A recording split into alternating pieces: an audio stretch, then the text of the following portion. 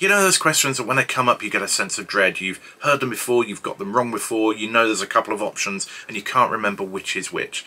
Well, that happens to all of us. I've been quizzing for 30 years at the top level for nearly 20 years and I've developed a few strategies to help me get on top of these, and I'm going to share some with you now. There are two types of camel, the Bactrian and the dromedary. Some have one hump, some have two humps, but which is which? Well, there's a really easy way to remember them. Take the first letter of Bactrian, the first letter of dromedary, make it sure it's a capital letter, turn it 90 degrees counterclockwise, and you'll see dromedary has one hump, Bactrian has two. And that's how you remember the two. As long as you can remember that there are Bactrian and dromedary camels, you will always be able to work out which is which using this visual mnemonic. Now let's look at something that requires a few more tricks to get things set in your mind. One of our members told us they can't remember the difference between the Bosphorus and the Dardanelles. So let's have a look at it. Let's look at this map. First, let's understand the basic geography. You've got the Black Sea to the north, you've got the Mediterranean Sea to the south, and in between you've got the Sea of Marmara. And there are two channels that connect the Mediterranean Sea to the Sea of Marmara, and then the Sea of Marmara to the Black Sea. And these are the channels we're talking about. The north one is built up, the south one is sparsely populated. Use that as a foundation in your mind when you're thinking about your image. Black Sea, Sea of Marmara, Mediterranean Sea, northerly one is built up, southerly one is sparse.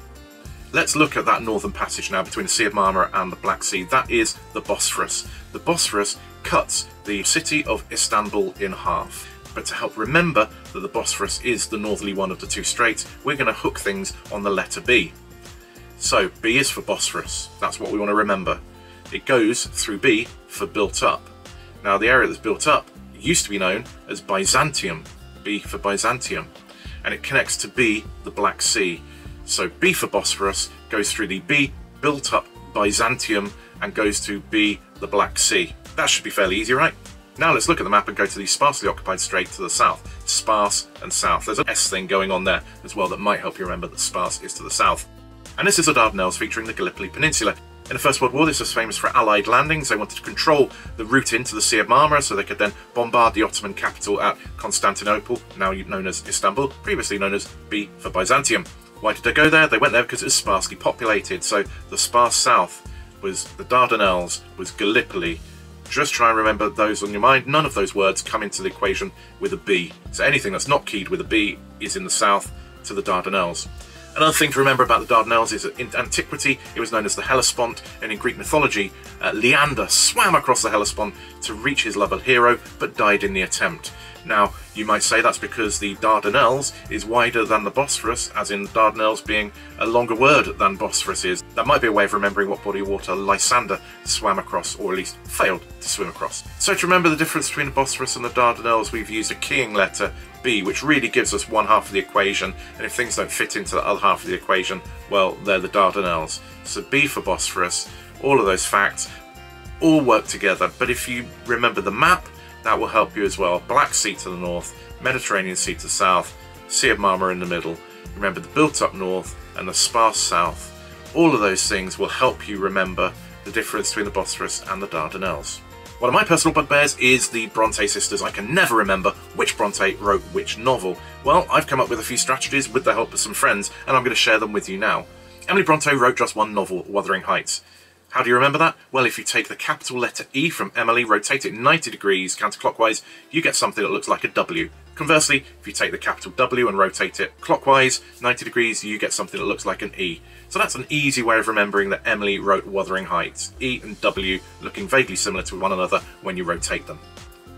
Anne Bronte wrote two novels, Agnes Grey and The Tenant of Wildfell Hall. I could try and remember those facts and connect them together by a couple of little tricks. Firstly, there's an audible one. 10 Ant. Anne wrote The 10 Ant of Wildfell Hall. But there's also another fact you can throw in, that there was only one book written by Bronte's sister which shares its first letter with that of the first name of the author, Agnes Grey by Anne. It's unique, so you'll always know Agnes was written by Anne and The 10 Ant of Wildfell Hall was written by Anne. Now on to Charlotte. Charlotte wrote Jane Eyre, Shirley, Villette and the Professor. She's a little harder to clue around with trickery. You could do a capital C, which you rotate 180 degrees and looks like some variants of a capital J. So you've got CJ, Charlotte, Jane Eyre, CJ. So you could do that. One of our viewers, Morgan, has shared that he links the CH at the start of Charlotte with the CH in Mr. Rochester. Whatever works for you to remember these things, to hook them in. fundamentally, if you can remember that Emily wrote Wuthering Heights and Anne wrote Agnes Grey and the Tenant of Wildfell Hall, then every other book is written by Charlotte. And that exclusion principle, sorry Mr. Powley, might be your way to remembering this. Charlotte just doesn't have any other tricks, so it has to be her. So with a combination of a visual mnemonic, some wordplay, or even just eliminating things it can't be, you can remember which of the Brontes wrote which book. And that's something hopefully I will never get wrong again. Hope you found this useful. If you've got any solutions or tricks that help you remember these things, then put them in the comments. And if there are any questions or any topics that you struggle to remember with and make the same mistakes over and over again, put them down in the comments and we'll try and tackle them for you. And right now there are some videos being recommended to you that will help you to improve your quizzing.